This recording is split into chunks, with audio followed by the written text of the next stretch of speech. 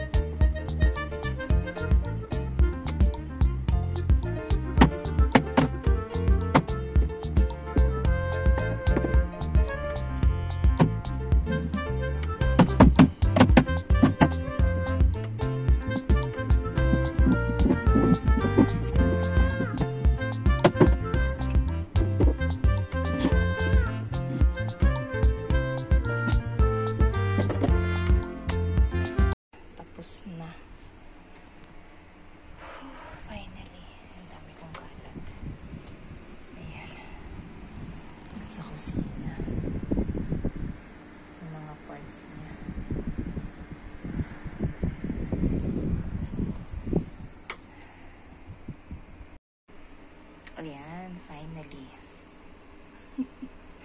Tapos, habang nagluluto ko ng lunch, ayan, finally tapos na. Linisin ko muna dito para bago dumating yung magdi-deliver ng bagong cabinet, malinis na dito. So, ayan. Ayan, ito na yung bagong cabinet. So, dito siya ininso sa may bintana. Ayan, 3 drawers lang siya, maliliit. Tapos ito, ganyan. Tapos maliliit din yung ano niya, layer. So, halos swak lang yung mga pang winter, winter pang summer ko lahat. Ayan, and then ito na yung dating cabinet na nandito sa may bintana. Ayan. Tapos ayan, lahat na yan mga gamit ko yan. Ayan. Yan, ilang patong yan? 1, 2, 3, 4. Tapos ayun pa yung luggage sa gilid. Naupusan kasi masyadong maliit yung cabinet. Tapos mga accessories ko. Ayan.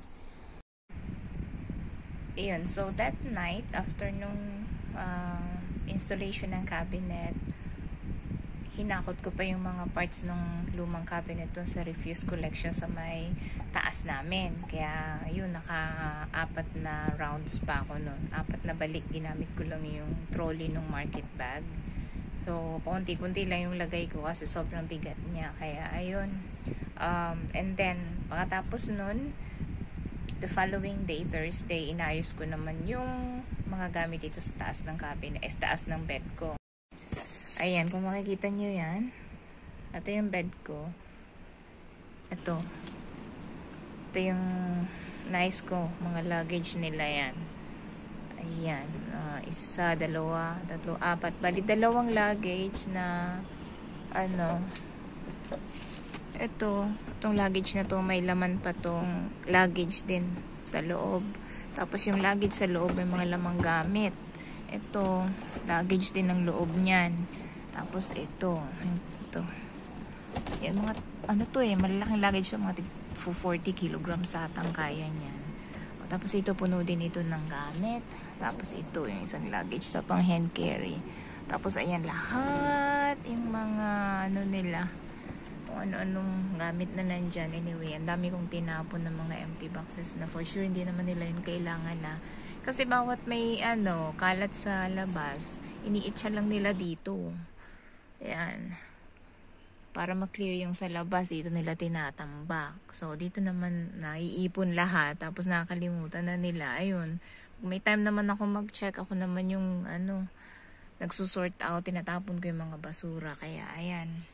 So, ayan. Kahapon ko lang natapos yan. Ayusin. Kaya parang parang binugbog yung mga braso ko. Yung mga legs ko. Ito mga gamit pa to sa kitchen. Ayan, yung mga towels, mga mats, ayan, doormats. Ayan, tapos ito yung 2 box ng heater. Tapos yan, mga mask yan. Mask lahat din nasa white box na yan. Tsaka yung nasa pinakataas na yun. Puro mask. Tapos, yung may pink na yan, parang face shield sa ata yung mga laman yan. Tapos yun, kulay green na yan, para mga sanitizers ata yan. So, ayan, lahat gamit nila yan. Ayan, yan. Yan, sobrang pagod. Tapos, sobrang init pati dito habang nag-aayos. Kaya, haggard na haggard talaga. Ayan. Tapos, yun, nagkaroon ako ng basa sa may kilikili. Natama ko ata kung saan. Masakit siya. So, finally, ayan, naayos ko na yung mga gamit ko. And, ayun, iba naman dyan, iba-box ko yan eh. Yung mga naipon-ipon ko mga kung ano-ano. So, ayun, hopefully, may box ko in 2 to 3 months siguro. Kaya, magle-lesson na yung mga gamit ko dyan. So, ayan, for now, thank you guys, ang hirap. Hirap. Sobrang pagod. yung init tsaka yung pagod nagkasabay-sabay. Kaya ayan. Tapos late pa yung tulog ko. So, ayan, kita-kits. Thank you so much po. Bye-bye.